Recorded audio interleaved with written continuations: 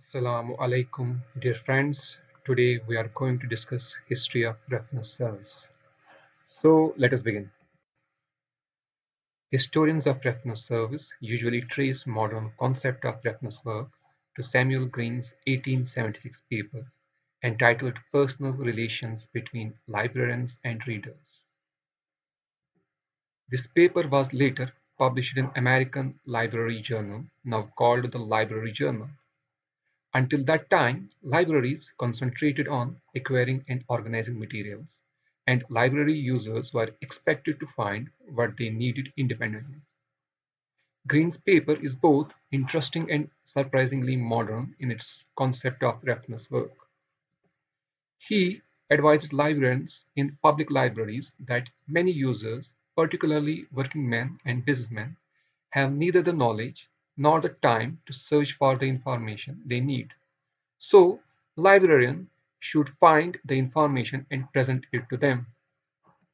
When young people come to library to work on school assignments, Green advised instructions in the use of encyclopedias and indexes to books, along with an invitation to ask for assistance if needed information is not readily found. He also pointed out that librarians are frequently asked for guidance in the choice of recreational reading materials or in the conduct of research into specific topics.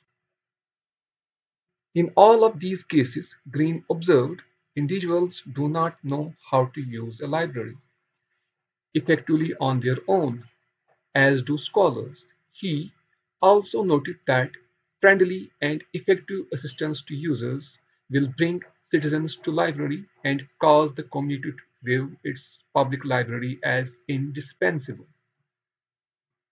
Green's ideas were presented at a time when printed library aids such as dictionary catalog, the DV decimal classification system, and periodical indexes were also beginning to make it easier to find information in the library and within the library materials.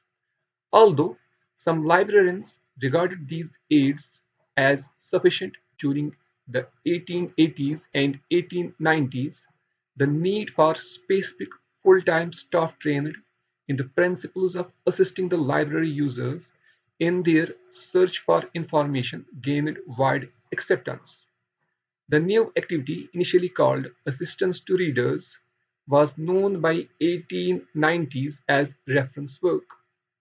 By 1900, many public libraries in USA had reference rooms, where reference materials were available on open shelves and reference librarians were ready to provide assistance in use of library materials. During the first half of 20th century, the concept and practice of reference work were expanded and specialized services such as readers, advisory service, and bibliotherapy were developed.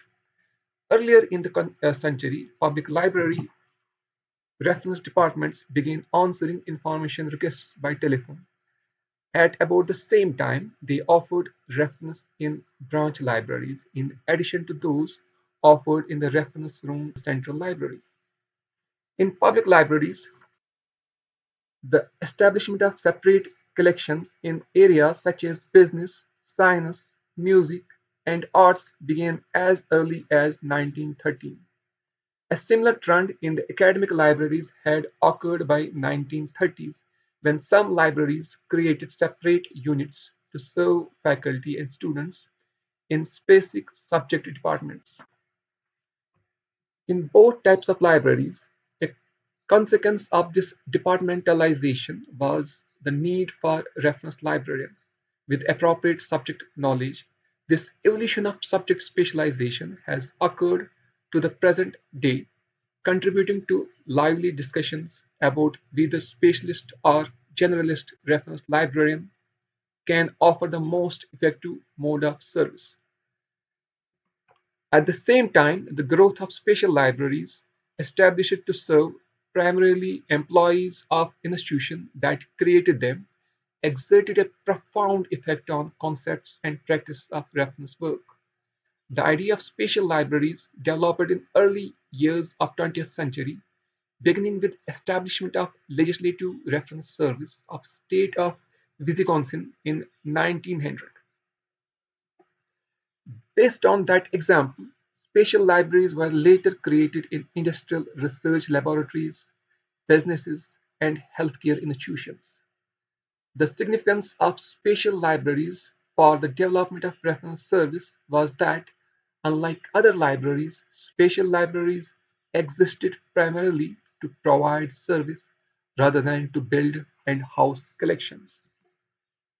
This freed the special librarian to pursue a higher standard of reference service, based on a detailed knowledge by librarian of the information needs of the client, a willingness to seek out needed information from any source, and ability to synthesize or otherwise to prepare information for use by the client. The delivery of reference service experienced a dramatic change in the 20th century. In general, it increasingly became more efficient and effective at times and in certain settings to deliver reference service by means other than face-to-face interactions at reference desk.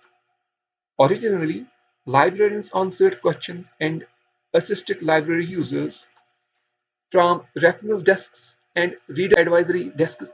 Then reference service by telephone was added, followed by acceptance of mailed or referred questions from users who had no direct contact with the user.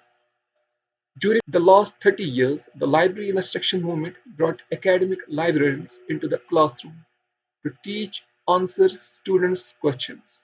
The growth of subject-based information services in an academic library moved reference services into offices of librarians as well as the offices, laboratories, and other working areas of their users.